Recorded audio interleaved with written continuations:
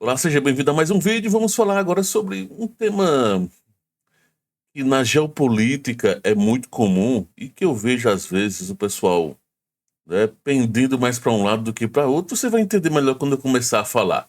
Me chamo Pablo Ricardo, sou especialista em mapas, né? Deu para ver pelo canal já. E sou aquele curioso que gosta de falar sobre geopolítica e outros temas importantes e relevantes, que é o que eu faço aqui neste canal. Normalmente sempre trago notícias das mais diversas questões relacionadas a geopolíticas e conflitos também. E estou testando esse modelo editorial todos os dias pela manhã. Hoje, com entre aspas, ressaca de enxaqueca. Eu tive enxaqueca, eu comecei a ter ontem, estou ainda bem enxaquecado aqui, mas vai ser mais curtinho, mas vai dar para poder trazer alguma coisa, né? Vamos lá. Eu até trouxe essa questão, ninguém é de ninguém. O que é isso? O que significa exatamente isso? Você precisa entender que no mundo de uma forma geral, sempre essas questões de aliados de determinados países, isso eu estou trazendo a nível, né, país, mas até nível local. Um aliado de uma vila, de um povoado lá há anos atrás, e eram por pura conveniência, e sempre foi assim. Com países, tá? Não vai ser diferente. A conveniência, basicamente, vai bater a porta. A conveniência é o que vai definir, tá? O quão próximo eu sou ou não de uma determinada população. E no caso com países, não vai ser diferente. Evidentemente que quando estamos lidando com países, todo esse conceito vai ampliar muito mais. Vão ter muitas camadas que vão interferir nesse jogo, tá? Então, por exemplo, quando alguém diz, Irã é aliado da Rússia, depende.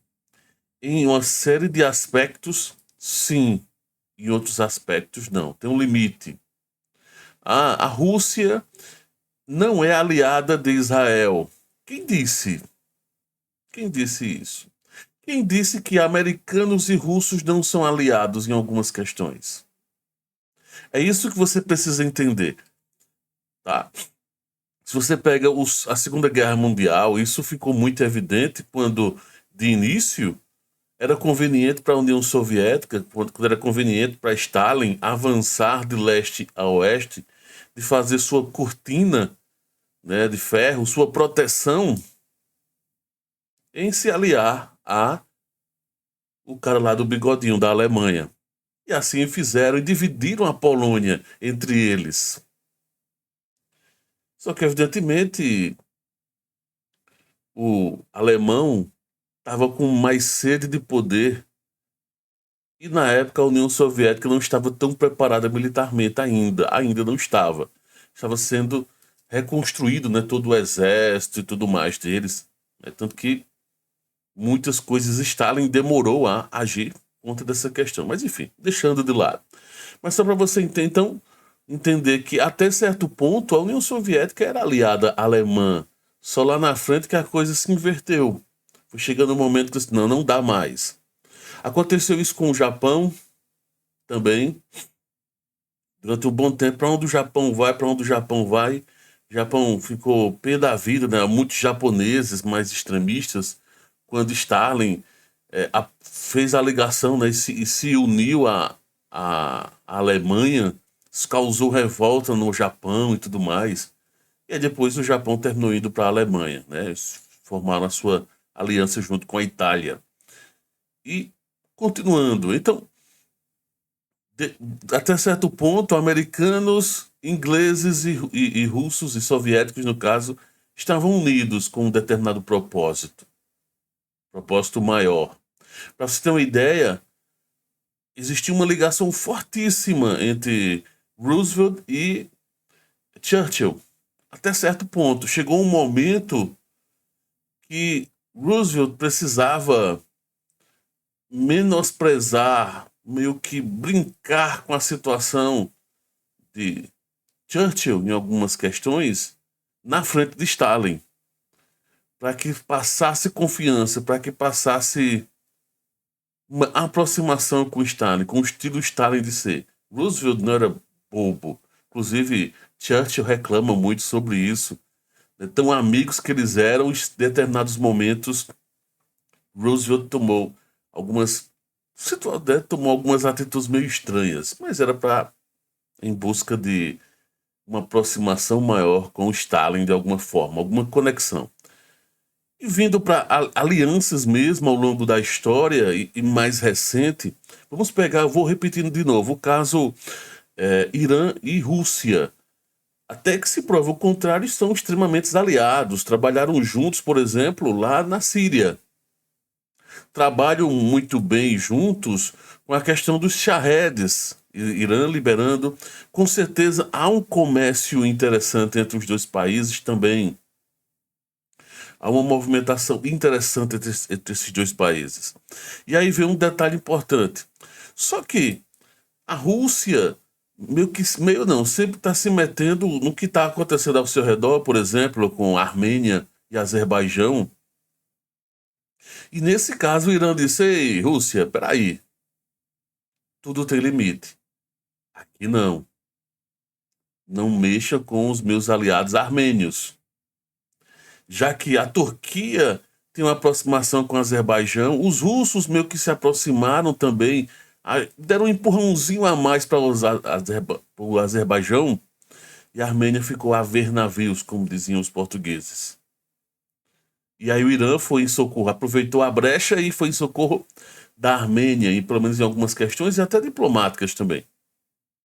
E aí o Irã está dizendo: Rússia, não se meta aqui, não arruma confusão, porque senão vai colocar a Turquia no jogo.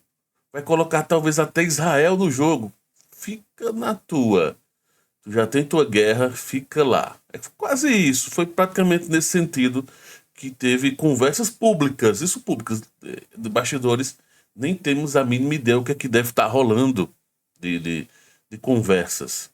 Então, os países, eles precisam de alianças sólidas, firmes, né? Apesar dos pesares de todas as situações.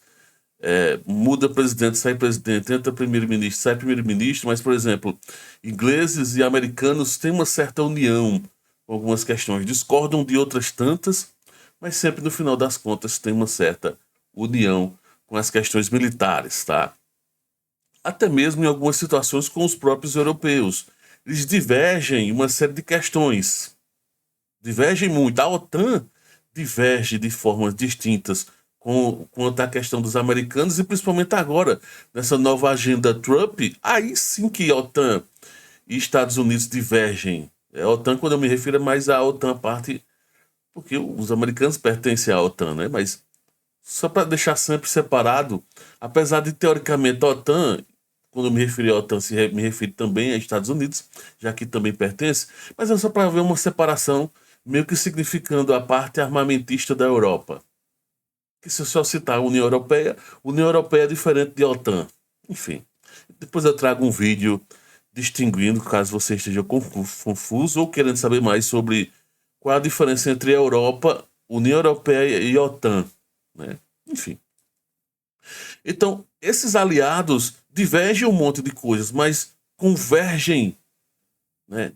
Convergem no final das contas em uma série de outras tantas, que vale a pena essa aliança. No final é isso. Apesar dos pesares, essa aliança é necessária.